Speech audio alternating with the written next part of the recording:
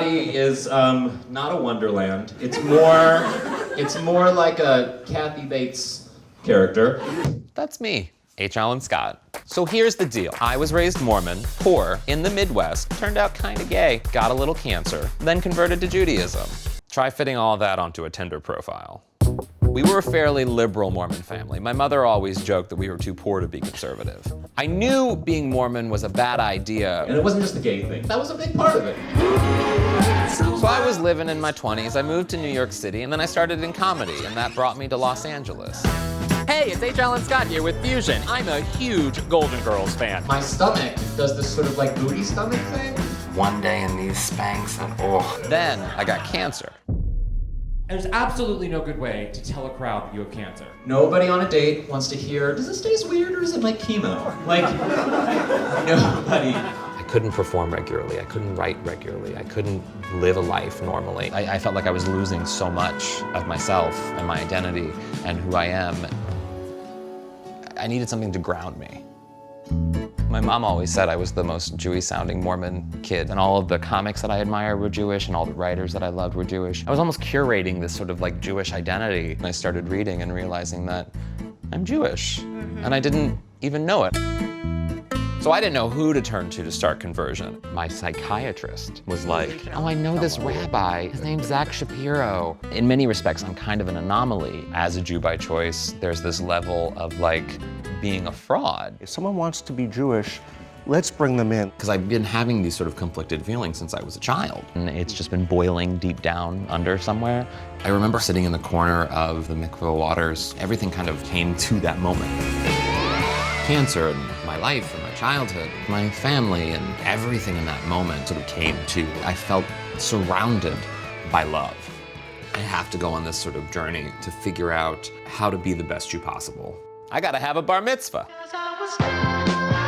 I need that spiritual entrance into manhood. It's been 34 years, so it's about time I become a man. And don't change. No, well, I won't that much. It's still gonna be the same size. I gotta meet with my peers who are also gonna have bar mitzvahs. Hi. Do you feel prepared for your bar mitzvah? Am I gonna have to do this? I gotta learn a few things. Bar mitzvah, what does that mean? Alexa, what's a bar mitzvah? An initiation ceremony marking the 13th birthday of a Jewish boy and signifying the beginning of religious responsibility. That's a bar That's mitzvah. it, you're done. The beautiful thing about Hebrew is everything's pronounced. Shah. Yes. Tatash. Yes! Shabbat, Shabbat. This is going to be the most dramatic bar mitzvah ever. I need the perfect event planner. You've done bar mitzvahs. Yes. Mostly for children, I'm assuming. Yes. How do you feel about a public bris? If you were to see my vision board, you would probably see Diane Keaton. We could incorporate Wendy Williams, a Justin Bieber lynching theme. I would like naked people at my bar mitzvah. We can do that. How can we encourage people to give money? I do have that cancer angle. Hey! Shabbat Shalom! Should we do Shabbat? We should do Shabbat. That's one of the things that I love about being Jewish. Millions of people around the world are doing the same thing at the same time on the same day. Like, that's a beautiful thing. It's just being a link in a chain, a really strong, durable, amazing chain. Jewish is who I am. I'm part of a people. I am a Jew. Like, look at me. And talking about being part of the Jewish community is more important than ever in these scary times. Before I can have the bar mitzvah, I need to be the best Jew possible. I need to understand even what that means. Hello, how are you? Meeting other Mormons, converting to Judaism, just like me. How did you come to Judaism? Those beliefs that I had, I couldn't hold them anymore.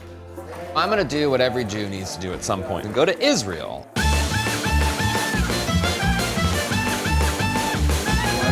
It's like daily wear. It's something Diane Keaton would probably. Okay, let's do it again. Of course, to figure out where I belong, I have to go back to where it all began. I just didn't want to see you hurt again. You could come back here and I could take care of you, but I knew you didn't want to. The entirety of Judaism is learning what it's like to be a stranger in a strange land. We look to Moses as this quintessential person, but he had to choose it also. I like being compared to Moses. I'm going like you're a 13-year-old a little bit. I am. Emotionally, mentally, spiritually. I'm excited. Maybe a little bit scared. This is the stuff that you should have already covered. But isn't it about time I become a man?